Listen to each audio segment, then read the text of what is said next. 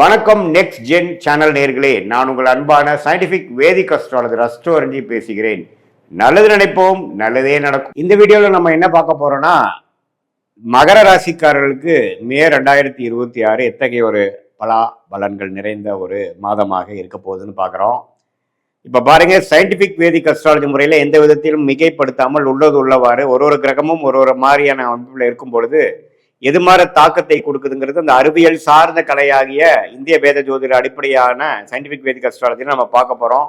எதையும் மிகைப்படுத்தாமல் பரிகாரங்கள் அது மாதிரி விஷயத்துக்குள்ளெல்லாம் போகாமல் உள்ளது உள்ளவாறு எது மாதிரி பலனை கொடுக்க போகுது, உங்கள் கர்மவினை எப்படி இருக்குது, எது மாதிரி விஷயத்தை உங்களுக்கு ஜாதகத்தில் அடுத்து வரக்கூடிய அமைப்பு கொடுக்க போகுதுங்கிறது நம்ம பார்க்க போறோம். இது ஒரு பொதுவான பலன் தான். இப்போ பாருங்க, மகர ராசிக்கு 2026 மே மாதம் எப்படி இருக்குன்னா, ராசி 6ஆம் இடத்திலே நீடித்திருக்கிறார் மாதம் முழுவதும். குருவே பார்த்தீங்கன்னா ஜூன் மாதம் தான் பயிற்சி அடைகிறார். மே மாதத்தில் எந்த மாற்றமும் இல்லை. 3ஆம் இடத்துல சனி இருக்கிறார். 7 நாள் சனியிலிருந்து நீங்கி இருக்கக்கூடிய மகர ராசிக்காரர்கள் ஓரளவுக்கு மீண்டு வாழ்க்கையில் முன்னேறக்கூடிய அமைப்புக்கு வந்துட்டு இருக்கீங்கிறதா உண்மை. 2ஆம் இடத்துல ராகு, 8ஆம் இடத்துல கேது இருக்கிறார். இப்போ இது மாதிரி ஒரு ஆண்டு கிரகம் சஞ்சாரம் இருக்கும் பொழுது மாத கிரகம் எப்படி இருக்குன்னு பார்த்தீங்கன்னா, செவ்வாய் பார்த்தீங்கன்னா மீனத்திலேயே ராசி அதிபதியோட முதல் 2 வாரம் இருந்து சில மன சஞ்சலங்கள், சில ரெஸ்ட்லெஸ்னஸ், சில கோபதாபங்கள், சில சௌரிய கோளாறுகள்லாம் மே மாதம் 2 வாரம் முதல் 2 வாரம் மகர ராசிக்காரர்களுக்கு செவ்வாய் சனியோட சேருவதனால் கொஞ்சம் அது மாதிரி ஒரு தாக்கங்கள் இருக்கு. ஆனால் மே செகண்ட் ஹாஃப்லேருந்து பார்த்தீங்கன்னா செவ்வாய் சனியோட விலகிறது நல்ல அமைப்பு. 4ஆம் இடத்துக்கு 10ஆம் இடத்துக்கு செவ்வாய் பார்ப்பது தவறு இல்லை. அதே சமயத்தில் புதன் பாருங்க 4 இருந்து 5க்கு மாறி 5ஆம் இடம் என்று சொல்லப்படுகிற சுக்கிரனோட வீடாகிய ரிஷபத்துக்கு வருவது அருமை. அதே மாதிரி சூரியனும் 5க்கு வரார். அப்புறம் மாத கடத்தியில் பார்த்தீங்கன்னா சுக்கிரனும் 6ஆம் இடத்துக்கு போறார். ஸோ சுக்கிரனே 5ஆம் வீட்டில் ஆட்சி பலத்தோடு இருக்கிறது அருமையான ஒரு டைம். ஸோ கோல்டன் டைம் மே 2nd week 3rd week 4th வீக்ல இருந்து வரக்கூடிய செகண்ட் ஹாஃப் ஆஃப் மே மாதம் மகர ராசிக்கு ஒரு நல்ல அமைப்பு இருக்கு.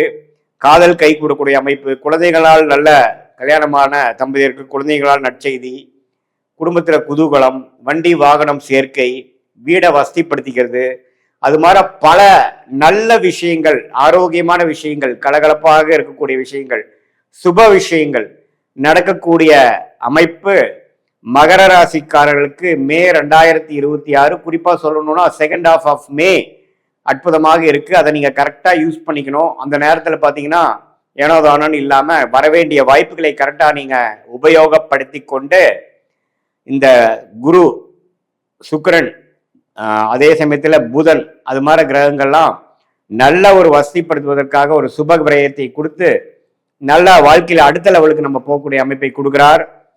வெளிநாடு விஷயங்கள், வெளிமாநில விஷயங்கள், சுப செலவுகள் இது எல்லாமே இருக்கு. அதே சமயத்தில் வருமானமும் இருக்கு. ஸோ இது அற்புதமான ஒரு காலத்தை நீங்க மகர ராசிக்காரங்க இவ்வளவு தூரம் கடந்த 2-3 வருஷமாலாம் ஜென்மசனி, அஷ்டம சனி எல்லாம் தாக்கி ஜென்மசனி, பாத சனியிலேருந்து வெளியில் வரக்கூடிய மகர ராசிக்காரர்களுக்கு இந்த வாய்ப்பை கரெக்டாக யூஸ் பண்ணிக்கணும். காதல் விஷயத்தில் இருக்கிறவங்க, காதல் செய்து கொண்டு இருக்கிறவர்கள், காதல் கை கூடக்கூடிய அமைப்புகள் இருக்கு. பேரண்ட்ஸ் கிட்ட இருந்து பர்மிஷன், கன்சென்ட்டு, ஒத்துழைப்பு, பர்மிஷன் கிடைக்கக்கூடிய அமைப்புகளாக உண்டு. அதே மாதிரி கலைத்துறையில் இருக்கக்கூடிய, மீடியா துறையில் இருக்கக்கூடியவங்களுக்கு நல்ல ரெகக்னிஷன் வாய்ப்புகள் உண்டு. வெளிநாடு போகக்கூடிய அமைப்புகள் உண்டு. சுப முதலீடு பண்ணி வியாபாரத்தை அடுத்த லெவலுக்கு கொண்டு போகக்கூடிய ஒரு எக்ஸ்பான்ஷன் பண்ணக்கூடிய அமைப்புகள் கண்டிப்பாக உண்டு.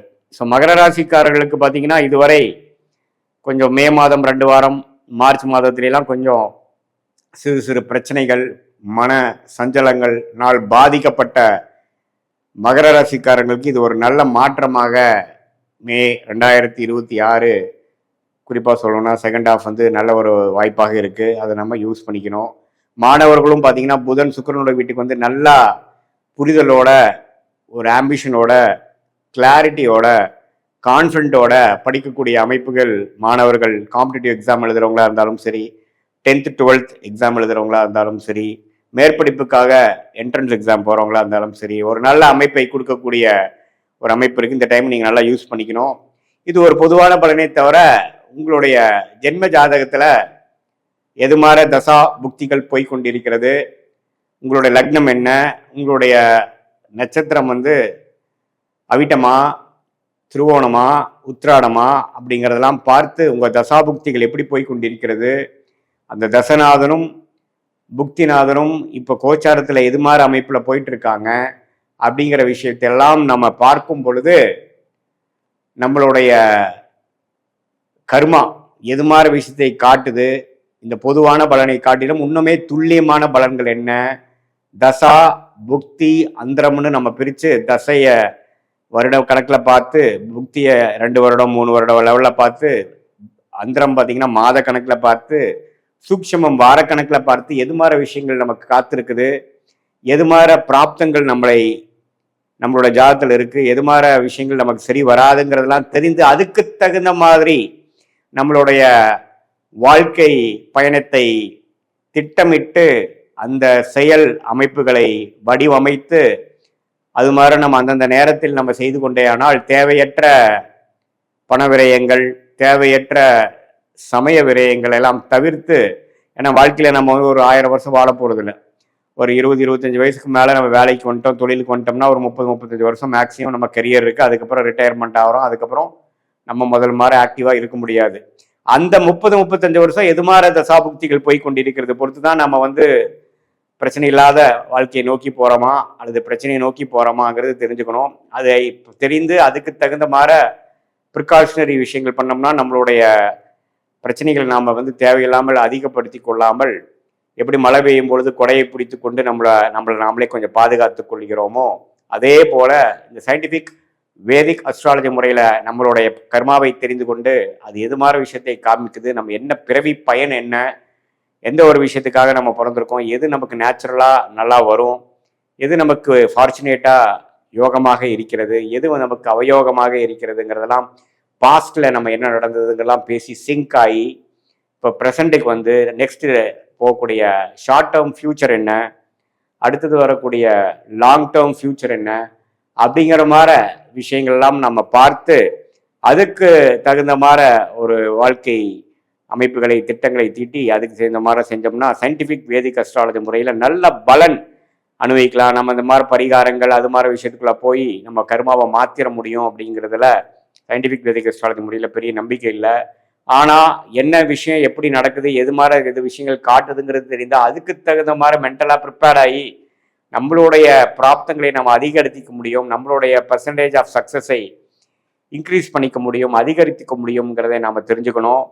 அதே சமயத்தில் நம்மளுடைய விஷயங்கள் வேலையா தொழிலா, காதல் திருமணமா அரேஞ்ச் மேரேஜா, வெளிநாடா உள்நாடா, கவர்மெண்ட் ஜாபா ப்ரைவேட் செக்டாரா, எது மாதிரி அமைப்புகள், இது மாதிரி ஒரு வயசுக்கும் நமக்கு கேள்விகள் நிறையா இருக்குது, நம்மளுடைய சாய்ஸஸ் நிறையா இருக்குது. அதுக்கு வேணுங்கிற விஷயங்கள் தான் கரெக்டாக நம்ம சயின்டிஃபிக் வேதிக் அஸ்ட்ராலஜி மூலமாக ஃபில்டர் பண்ணி அதில் போனோம்னா தேவையற்ற சமய வரைகளை தவிர்த்து எளிதில் எதிர்நீச்சல் போடாமல் வாழ்க்கையில் வெற்றி பெற முடியும் என்று சொல்ல விரும்புகிறேன். மீண்டும் மற்றொரு காணொலியில் சந்திப்போம். நன்றி, வணக்கம்.